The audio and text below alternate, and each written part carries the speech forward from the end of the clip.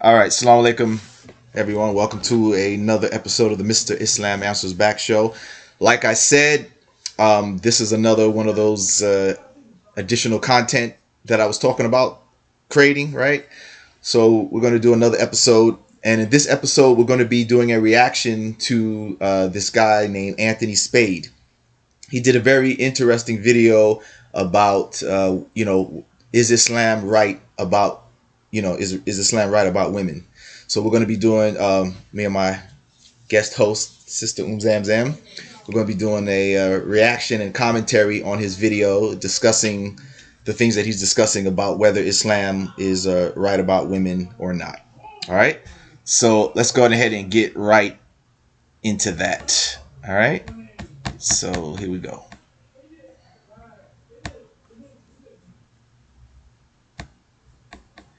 All right, let's get into it here. So like I said, this is Anthony Spade. Check it out.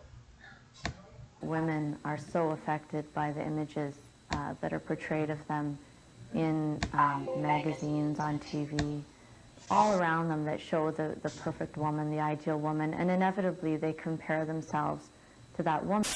This is what I find very ironic, that we try to seek liberation, that women here try to seek liberation through other means, but they're not truly liberated because they're not psychologically liberated. They're still worrying about what do men think, what has the latest fashion designer, who is almost always a man, what has he designed for women to look good in this particular season. Therefore, we find that young women attempt to be things that they're not.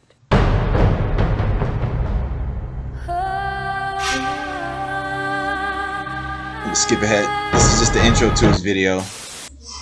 Welcome back to the Anthony Spade channel. Before we get started, go ahead and hit that subscribe button and go ahead and hit that like button. Yeah, do that on our video as well. Today we're going to be talking about, is Islam right about women?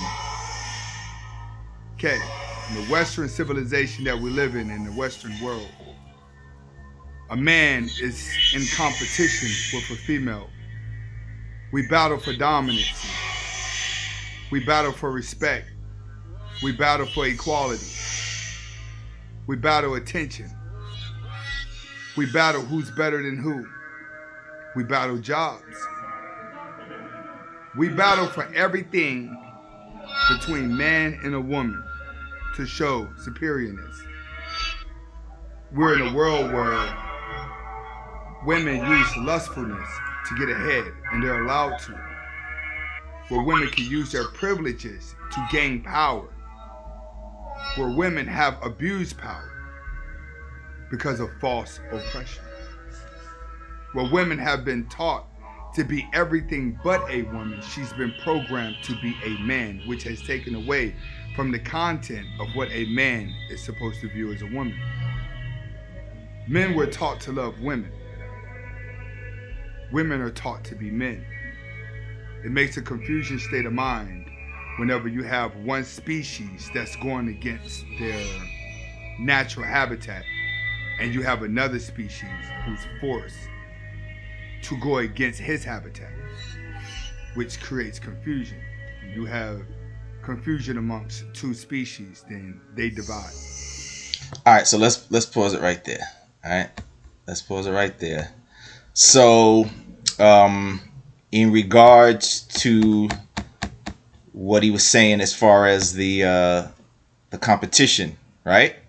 As far as the competition between men and women, and how the I guess the what's the word I'm looking for? Like the I guess the status or the position between man and women in the West has been distorted, where, like you said, it's like a competition, and instead of that complementary role, it's more like a competition. What do you think about that? I don't believe it's a competition. Mm-hmm. I believe I win every time. No, but I mean, like, what he's saying about the general aspect, not about, what I mean? Like, in general, do you think that, do you think that that's what happened in Western society? That it has created this dynamic where, the man and woman are now competing for jobs, competing for earning, competing with each other. Well, that's the nature of a capitalistic society. It doesn't matter what gender you are, whether you're a male or a female in a capitalistic society. It is all about competition. So that has nothing to do with gender. Okay. Now, in relation to Islam, though, like with Islam, like I see it in Islam that it's more like a complementary role. You know what I'm saying? The man in Islam and the woman in Islam, we're not, it's not set up where we're trying to compete with each other for income. It's more or less, about complementing one another. The Absolutely. man complements the woman complements the man. We're not in competition with each other. We're actually trying to build and help with each other, right? So speak on that aspect. My money is my money. Your money is our money. Well, technically, yeah, in Islam, right? That because as the Quran says that the man is the protector and the maintainer. So in that regard, that is, that's true. So and again, that takes away that competition anyway, because therefore the man, he has that, Allah has given him that position as the head of the household, the head of the family. He's the protector, he's the maintainer. So in that regard, it's not a competition. His position is clearly stated. The wife is his helpmeet, and it's not about competing with you don't compete with your spouse to try to see who's gonna be the breadwinner, who's gonna make the money. You know what I mean? Who has the better job? Who has more degrees? All those things that you said that are in a capitalist society are eliminated or negated when it comes to the Islamic position. What about further what he was saying too, though, about when it comes to like how in a Western society the woman's status is also changed in regards to seeking that attention. You know what I mean? Her power, like in the Western society, is from the attention, the beautification, the seeking of the attention based upon the beauty. What do you feel about that? Well, that may be true. I believe people who are attractive get ahead. They get more opportunities than those who are not as attractive. People who are athletic get more opportunities than people who are not as athletic. But again, I don't think that has a whole lot to do with gender. That's just an opportunity that people who are attractive or who are athletic or who are pleasing, if they look good, if they smell good, they get more opportunities than those who are not. Okay, right. And so from the Islamic position, do you feel that Islam changes that dynamic, or do you think that Islam goes along with that? Changes the dynamic of being attractive? Well, not of being attractive, but in other words, how you said, right, in the Western society, right, you get ahead by those superficial things. If you're attractive, good looking, in shape, or whatever, Western society puts you ahead. Islamically, we're told to lower our gaze. We're told to, to dress modestly, and the woman is covering up those beautification, of her body like that. So do you think that Islam therefore takes that off the table and then makes it more of an even playing field where you're not getting ahead based upon being beautiful or good looking or in shape or whatever? You have to get ahead based upon your merits and, the work that you put in, or lack thereof, right? But you don't think that I'm beautiful and good looking and athletic and in shape? I'm saying, what as far as what Islam says about that? What does Islam say about that? Well, as a Muslim, I mean, there are rules on grooming and taking care of yourself and you being your best self. There are rules on being fit, on maintaining a healthy diet. There's rules on taking care of your body. There's rules on working on yourself spiritually, and working on your character as a good person. All of these things are attractive and pleasant. So I don't see where the difference there would be.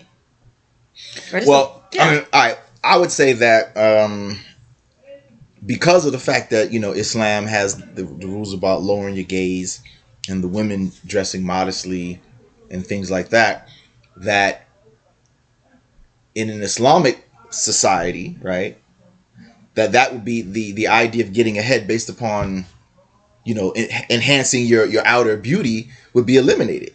Well, because of the fact that Islam wants the women to cover, all right? Allah talks about the women covering in hijab and, not displaying her adornments and such. So therefore, in a true Muslim society, that problem will be eliminated. where the woman who's the most beautiful is not going to get ahead just based upon her beauty, because she's supposed to be. I mean, yeah, you might be able to see her face, but still, that's not the goal in the Islamic society. To be looking at, oh, she's beautiful, let's put her here, right? And in fact, Islam doesn't want to be putting our women out on display like that anyway. So I think it's the Islamic society would be opposite of how the Western society promotes, getting ahead.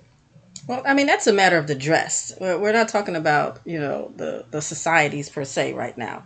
You're talking about the dress. And we're talking about Muslim women here as compared to what? Western women? So what are you saying with Western women, right? Because I'm a Western woman.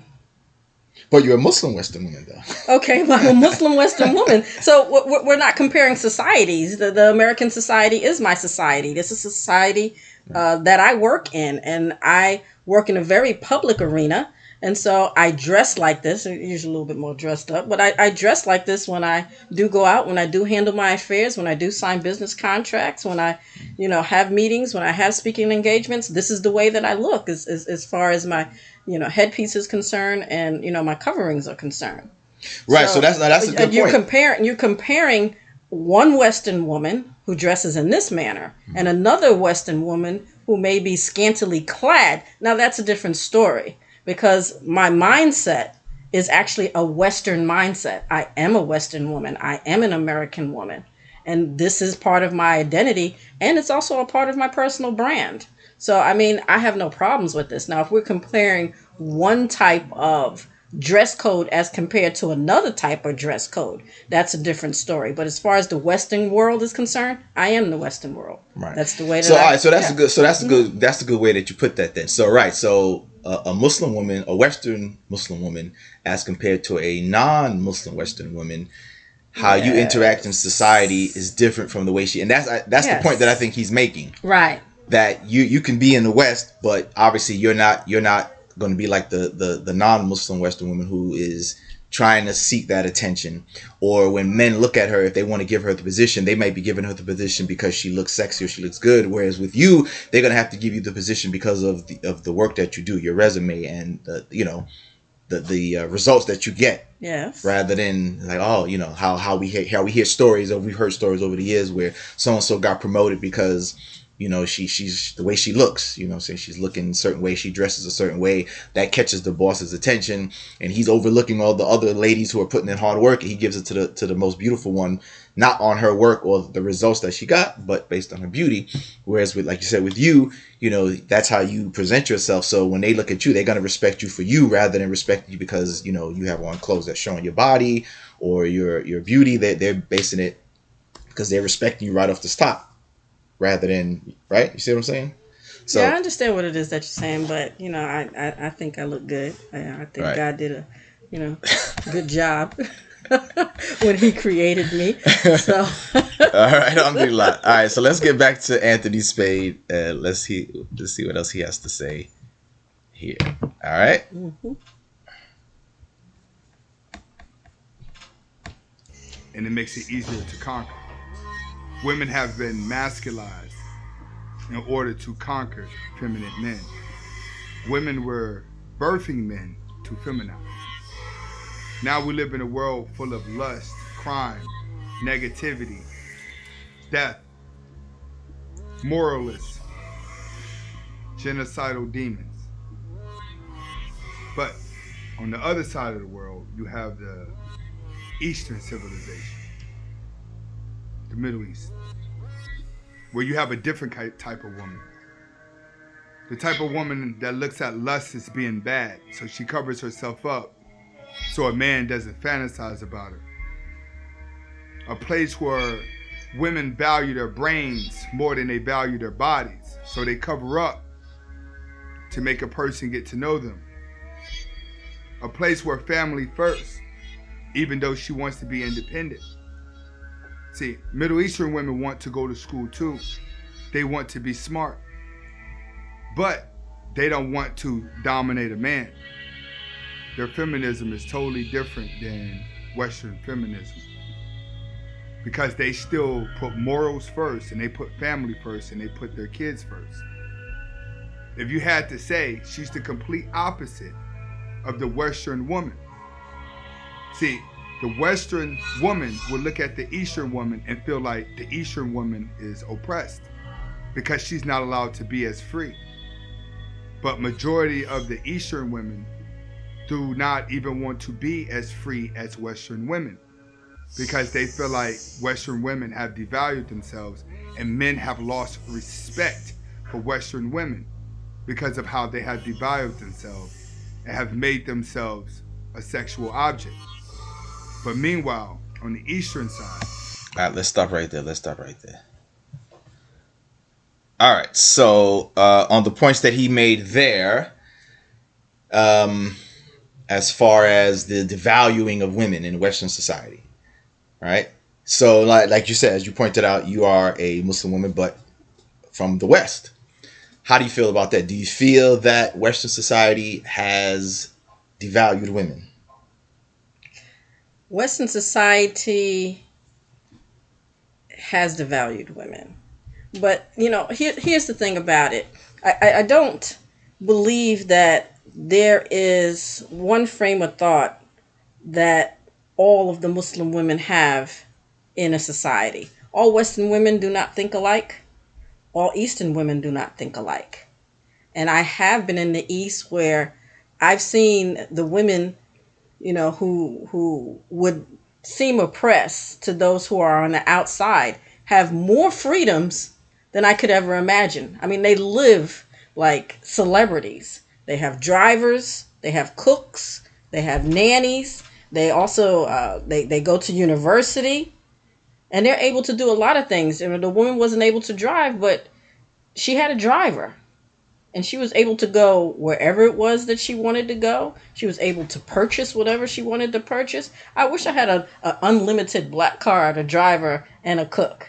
I live in the Eastern world. Face veil and all. And that's society. But we're all different. There are 1.2 billion Muslims out there. Half of that are Muslim women. We all have our individual identities and thoughts.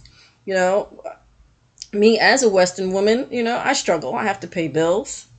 I have, children that I have to tend to. There are a number of things that a number of women in the East don't have to worry about. And so the oppression a lot of times may be on the woman here who has to, deal in a capitalistic society to take care of bills, to take care of children, to take care of, a number of things that Eastern women don't have to take care of. So, not only do we have difference of opinion, different thoughts, different mindsets, different lifestyles, different cultures, different likes and dislikes, grouping Western women and grouping Eastern women into two groups. When you're talking about more than 500 million people, there is no way that there is a singularity in the way that all women who are Muslim think. Mm-hmm. We are very different. We have very different backgrounds. I'm from New York City. I'm from Harlem, versus someone who's from Bahrain or Yemen or Saudi or, it could be from Turkey. I mean, we are very different than the women who are in Africa. North and South is very different. North from the West of the women in the continent of Africa are very different in thoughts, even countries that are right next to each other. Mm. Ghanaian women think different than Senegalese women. Pakistani women think different than Indian women. And we all have our backgrounds and cultures, and the way that we think are all distinctly different. So they're individuals. It's not Eastern versus right. Western. So, all right. So what about then? Is there do you think there's a general outlook where they may have different, like you said, the different cultures and things like that, but is there like a general Islamic outlook as opposed to a general Western outlook? Well, like the way he mentioned, like, for example, he mentioned how, like, here in the West, the non-Muslim women, of course not all, but there is a general outlook where it's about, the woman has been made into like a sexual object. She's sexually objectified, in general. All women may not accept that or allow themselves, but there is a generalized sexual objectification where women, you have to look a certain way, you have to dress a certain way, you have to, show a little bit of this and that in order to be considered good looking, sexy, certain size, certain shape, you know what I mean? Whereas And then is there a general? Of course, we know there is some Islamic standards, but despite the different countries, is there like a common general outlook that Muslim women will have, regardless of where they come from, as opposed in contrast to a general Western outlook on women? Well, I mean, here we are. See, there's a difference between Islamic law, Islamic rulings, and the way that we're supposed to handle ourselves according to Islamic guidelines versus individual people. There's a difference between a Muslim, which is a human being who has their own personalities and their own thoughts, their own experiences, their own struggles, versus Islam, which are clear and outlined rules. So there are two different things. So when we start talking about people and what people think, and we're marginalizing them to one way of thought versus what Islam says and what Islam encourages for us to strive towards, so that we can become better individuals. Those are two different things. There's perfection in Islam, but there's not necessarily a perfection in the Muslim, which is the person. So, all right. So, trying to, center this thing based on what he's saying about, why Islam is right about women in comparison. Because obviously, like I said, he's from what I see, from a community of men that are online who seem to be somewhat dissatisfied with Western women. Not saying that they want Muslim women, but I guess they seem to be applauding some of the characteristics that Islam, brings and that Muslim women display. And he seems to be from a community where they are dissatisfied with the way the relationship between Western man, non-Muslim Western man, and non-Muslim Western women are taking place, where they feel that the women are, they've been objectified, and then that causes the women to, display themselves towards men and seek that attention, right? And about seeking attention. And a lot of these men are saying they want quality women. They don't want a woman who's out on Instagram, twerking and showing herself. They want a woman who's respectable, who they can say, hey, this is my lady. Obviously their relationships are about dating and whatever. And marriage can be a part of that. But they're like, I want a woman who's quality. I don't want a woman who, before I met her, or even when they're together, she's on Instagram, showing herself in bikinis and taking pictures, and showing herself off, and she's twerking and all these different things that, that's making them discontent with their women, or women in general. You know what I mean? Or the fact that that, like you mentioned earlier, the relationships have become more competitive now, where it's about, hey, look, I got these degrees, and what degrees do you have? Or if you don't have degrees, you're not. If you're a blue collar worker and she's this or that, or vice versa, it's just destroying. They feel they're saying that the relationships are just being destroyed. Dating is being destroyed. Relationships are just being destroyed. There's even a thing where, marriage is dwindling. So is Islam right about women? Does Islam teach women and give them certain guidelines to bring them above those problems? Or are you saying that the Muslim woman is pretty much right? And I don't think you're saying that, right? That she's the same as the non-Muslim women. There has to be a difference, because obviously these guys, he notices that the Muslim woman has a difference from the women that are in the West that are not Muslim. Well, there are two women in Islam. One is Khadija radiallahu ta'anha, and the other is Aisha radiallahu ta'anha. Khadija was a woman who married the Prophet Muhammad, peace and blessings be upon him. She was 40 years old. He was 25 years old. She had someone approach Muhammad when he was 25 to propose to him. She was the wealthiest person in all of Quraysh, which was the city that they lived in. Not only was she the wealthiest person, but she had more money and assets than all of the people in Quraysh combined. So that tells me if Khadija, wife of the Prophet Muhammad, was the wealthiest person, She was the CEO. She had caravans that would go north. She had caravans that would go south. They were about 80 camels. And there were a number of men. And she negotiated every contract with every male that went on those caravans. And they brought the money back to her. Aisha is the top female scholar. She narrated over 2,210 traditions. So the wealthiest woman was more wealthy than any man in Islam at the time. And she was 15 years older than him. And then after she passed away, the Prophet Muhammad married Aisha, and she was a scholar. So that tells me, as a Muslim woman, that there are no limits to the amount of money that I can earn, or there are no limits to the levels of education that I have and would want to obtain. Let me interject now. The interesting thing too about the Prophet's marriage with Khadijah is that, right, although she owned the business and she was the head of it and everything, their relationship showed what I think he's talking about, is that she still allowed the Prophet to be the man.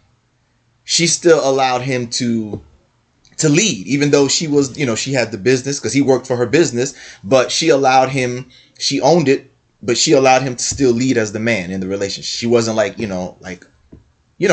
how it is, how we hear so many complaints in this society about women because she has more degrees or she makes more money. She didn't downgrade her man. She wasn't condescending towards her husband, right? She treated him with respect.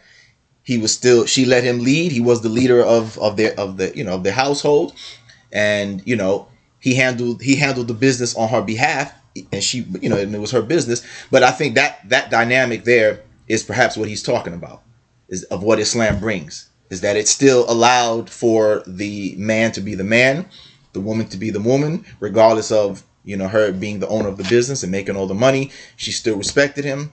She didn't challenge his leadership as her husband or as the Prophet or anything like that. And that's a part of what Islam, what Islam brings to the table. And I believe that's what Anthony is talking about, that he sees that, and he obviously is applauding that. And he's putting that question forward, why Islam is right about women. So I agree with him in that respect, that Islam is right about women.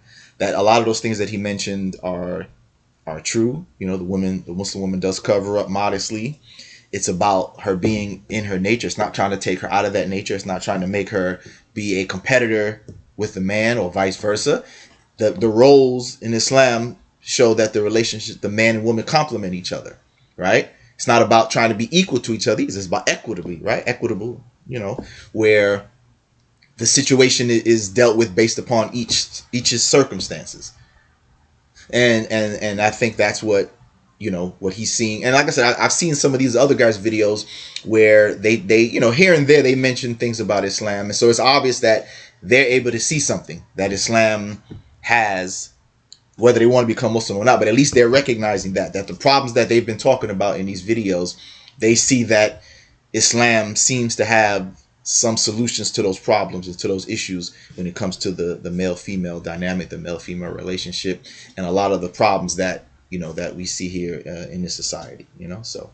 Well, okay. I mean, here's the thing about it. With Khadija radiallahu anha, I love having her as a role model because it validates who I am really as a Muslim woman in the Western society who have businesses and who is out and about and taking care of my business and writing up contracts. Khadija radiallahu anha, understand that she was the princess of Quraysh. And that was the city, the tribe that she was from. She was the princess of Quraysh. She was the wealthiest woman. She had everything. She didn't need anyone to provide for her financially. All she wanted was someone who had a good heart, who had great character, and that she can hand management of her company to. She was still the CEO. She still made the decisions as to how the company would expand or grow. And when she married the Prophet Muhammad, he was in her employ. So the ideas of what a male and a female roles are is not probably what most people think. Now, they never had an argument, ever. She was in need of nothing that this life, that she couldn't get on her own. And he was a great character. I mean, he was a happy spirit. And they were very happy with one another. Not a single argument in the 25 years of monogamy, the 25 years that they have been together. She was the one who financed the movement of Islam. She was the one when the Prophet was boycotted, who took care of all of the people who converted to Islam from paganism. And she provided for them for many years. So the money was actually, coming from her business. The Prophet himself had great character. He worked. He was ethical. He had commitment to his family. They wound up having 6 children together, plus the 3 that she had prior to their marriage. So she had 9. And they had 6 of those together. And they had no arguments whatsoever. They were happy and they were content. Even when they had difficult times, she could have said, now that you're, down and out, your movement is bringing down my finances. People are boycotting us. People are shunning us from Quraysh. Now I'm living in those days would have been a mansion, and now we're living in a ravine, eating, whatever it is that we can find in the woods. But she was supportive of him and his movement. And the beautiful thing about that is that when the Prophet doubted himself, she supported him. She supported him. When he doubted himself, he was having dreams. And then the angel Gabriel came to tell him about glad tidings. This is the Quran. You are a prophet. He was afraid. And she said, embrace the invitation. It's okay. Embrace the invitation. I got you. I will support you. And I will be there for you to the end. And she kept her word for the 25 years that they were together. No arguments. Now, that's a good point there. Because again, that's what a lot of these guys talk about as well. Mm-hmm. That here in the Western society, because of that competition thing, that right, if the man is down on his on his finances or his situation, things like that, that unfortunately some women just now because of that, those things are gone, they're out of it. Instead of remaining true and staying with the man and being his support and all of that, now they want to. They want to just be like, all right, well, it's finished. I'm out of here. You know what I mean? You lost. You ain't nothing now. You know what I'm saying? So again, that's some of the things that he's talking about there. But let's see. You got one more point to make? Yes. I mean, because relationships are a very complicated sort of thing. Mm-hmm. It's usually, if other departments are taken care of and you're having a hardship in one area, I don't think people just throw the baby out in the bathwater, because there is one place where, you're having problems or you're having difficulties or challenges. If, for example, every other department is taken care of, then you can stick with it. But if the other departments are not being taken care of, because Islam is a holistic religion. It deals with every fabric of and every corner of a relationship. So if there is no perfect person and there is no perfect, ideal situation, as long as we're here, On this planet, you will have challenges. You live long enough, you will have challenges. But if the majority of things are taken care of, then one thing shouldn't break the boat. All right. All right, let's go to hear some more what he has to say.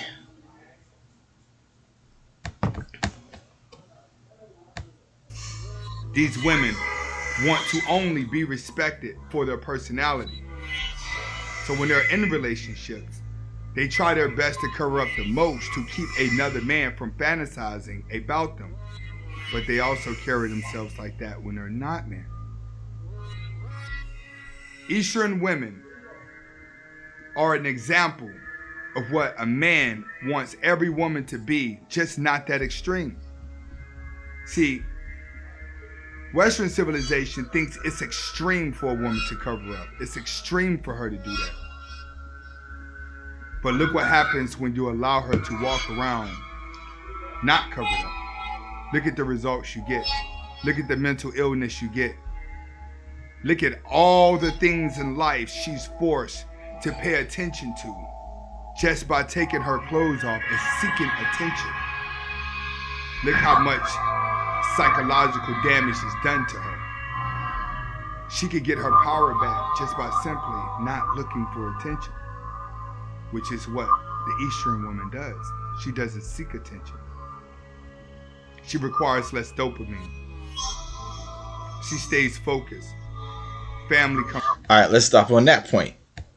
All right, that point right there about like, now I've read articles about that, where, like, you know, from psychological articles and psychological organizations and Institute of Psychiatry or whatever, where they do studies about this, and they're saying that problem that he talked about, where women are, you know, at least in the West, they have psychological problems because of this thing about uncovering, or because everything is focused on the superficial, that there are some psychological problems that some Western women have, like like some of the extreme problems are like anorexia, bulimia, low self-esteem, dissatisfaction with their bodies.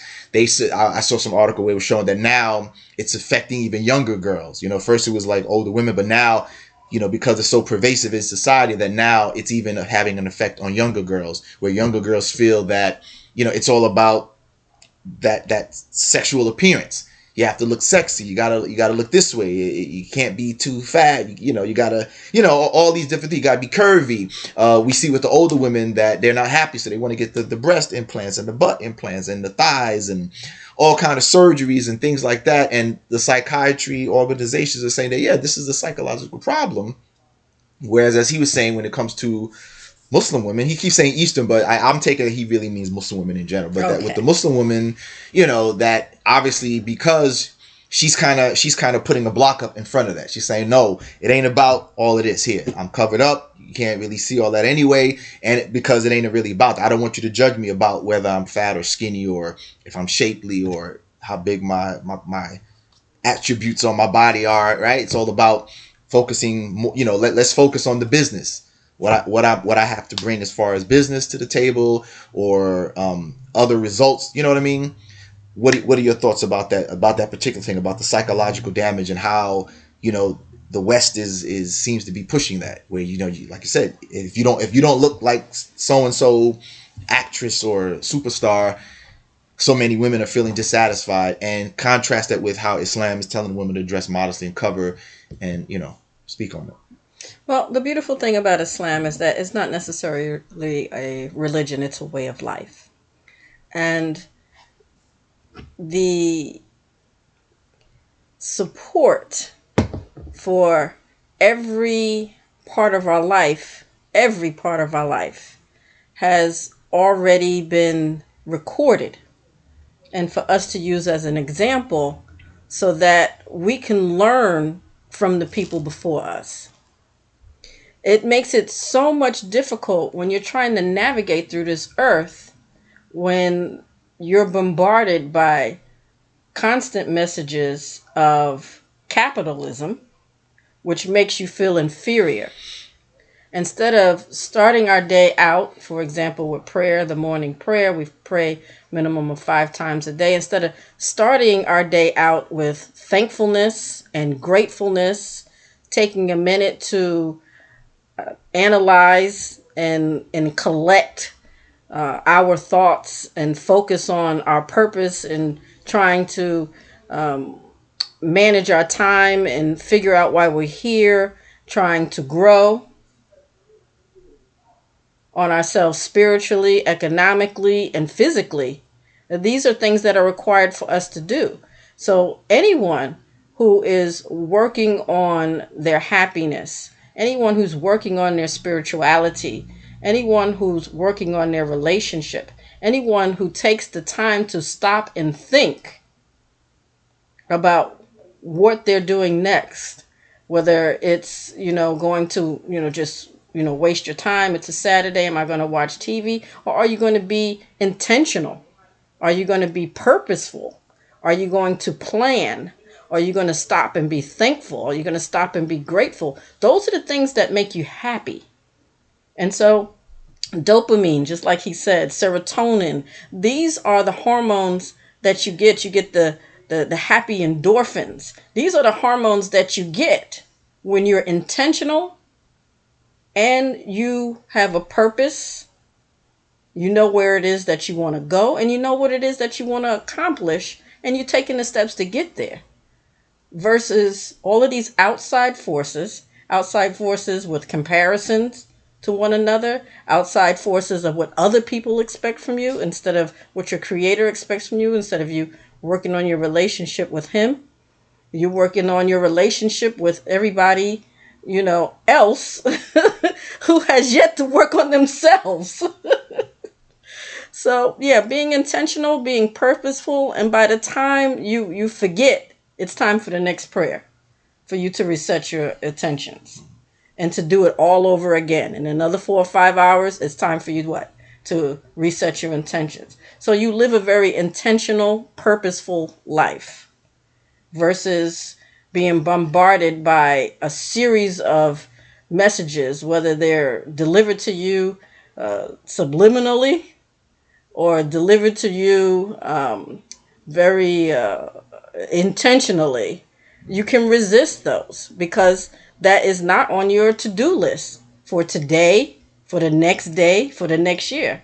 It's not on my to-do list to be what everybody else wants me to be. I have an example. I want to be like Khadija, radiyallahu anha, and I have a very purposeful, intentional path laid out in front of me. I love being a Muslim woman. It's amazing. And what about that point that he brung up about how, the West tells them that they're free by showing more, taking more off, and then how these women will look at the Muslim woman because she's covered up as if you're oppressed. How do you what's your perspective on that? How is a Muslim woman oppressed? If she's purposeful, if she's intentional, if she's goal-oriented, if she's focused, if she doesn't allow people to dictate how she's supposed to look, if she doesn't allow people to dictate what is it that she's supposed to do with her money and her time and her body, those are all distractions. Right. So I'm grateful not to have as many distractions. There's really nothing for me, stopping me from walking in and out the door anytime I have something to handle. There's nothing stopping me from an education. There's nothing stopping me from having a good time at Six Flags. Talking about dopamine. Right. And that's a good point that he brought up too, is that the real oppression is the reverse. Because think about it. If you feel so dissatisfied with yourself that you feel that you have to get your body cut up to get stuff implanted in it to make it look a certain way, then that proves that those women are really the oppressed ones, right? That means you're so oppressed because you don't feel that you look good enough, and that this society is telling you that you got to have certain size breasts and certain size behind and all of that you're willing to get yourself cut open and put some foreign material in there to make it look bigger and whatever. That proves that actually those women are the oppressed ones. Because that's showing you that stress is on you. You're worried about that, whereas the Muslim woman, she's not worried about that because she's covered up, she's modest, And as she said, she's not worried about what these people are saying. Whereas the Western woman, she is worried about that. And that's why they go through these extremes. That's why you have the anorexia, those who basically starve themselves to look skinny. The bulimia, where they want to look skinny, so they eat. They still want to enjoy eating, so they eat so much, and then they throw it up so they can still try to keep themselves to look small. You know what I mean? So that's to me, it looks like that person is really oppressed, because you're willing to do all these different things. Because if you were really free, you would be like, I don't care if I'm big or small or this size or that size or whatever size breast or behind you have. You wouldn't care, right? You would say, hey, I'm happy with what I got. But the fact that these women have to go through these extremes, to the point where there was even a documentary how it was showing how some women were dying from these implants or getting infections, really dangerous things happening to them. So that's, to me, shows you that those are the people who are really, really under a heavy type of oppression. The fact that they're willing to go to those extremes, even to the point of losing their lives or losing their health, to try to change that. So yeah, you guys need to think about that. Yeah, absolutely. All right. Mm-hmm. All right, so let's see. Let's go a little bit more what Anthony has to say. He's almost done.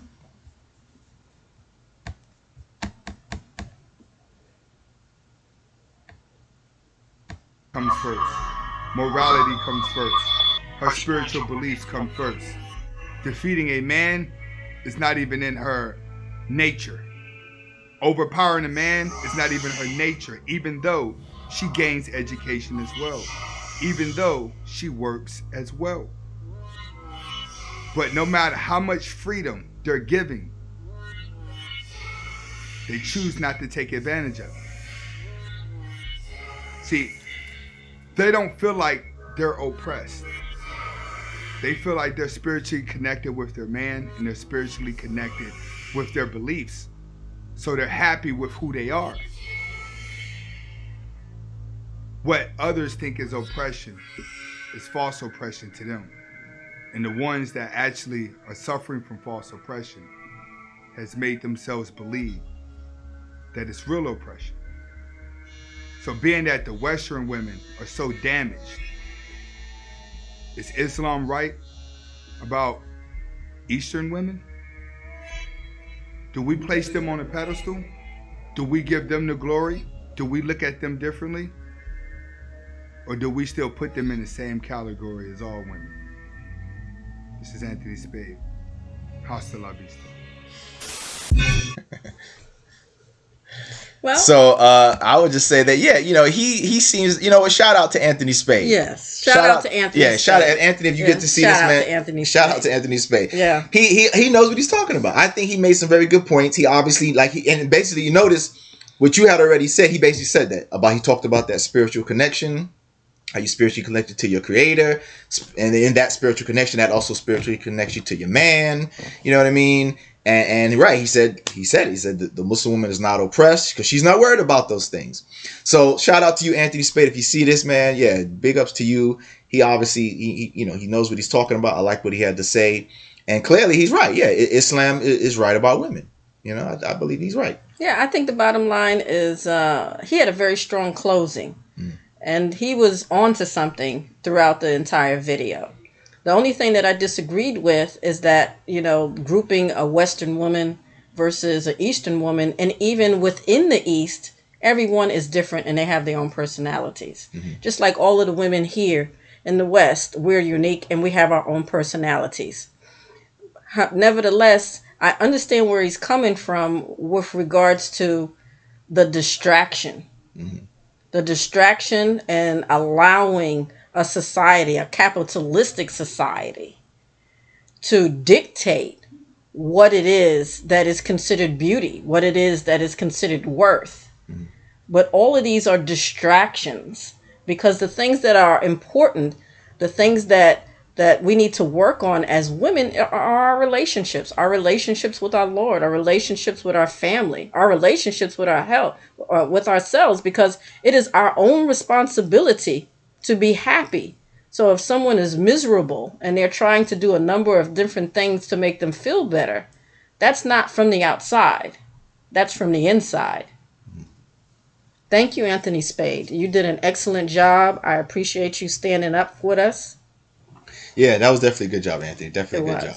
Thank you. All right, so like I said, guys, we're gonna, we're testing out this content, and hope, inshallah, you guys like it, and just let us know. Let us know how you feel about it. Like we said on the last show, if you feel that, like if you have some suggestions on topics you want us to talk about, or some reaction videos you want us to look at and do a commentary on it, let us know. Don't forget to like the video, right? Don't forget that to join the Patreon, right, to support the platform so we can expand the work that we're doing. The Cash App is there, the PayPal is there. You know what I mean? So inshallah, lend us your support so we can expand the work that we're doing and grow from here. All right. So appreciate you guys watching, and inshallah we'll check you on the next show. Again, this is my co-host, Sister Zamzam. All right. So we'll see you guys on the next one. So, Assalamu alaikum. Wa alaikum salam.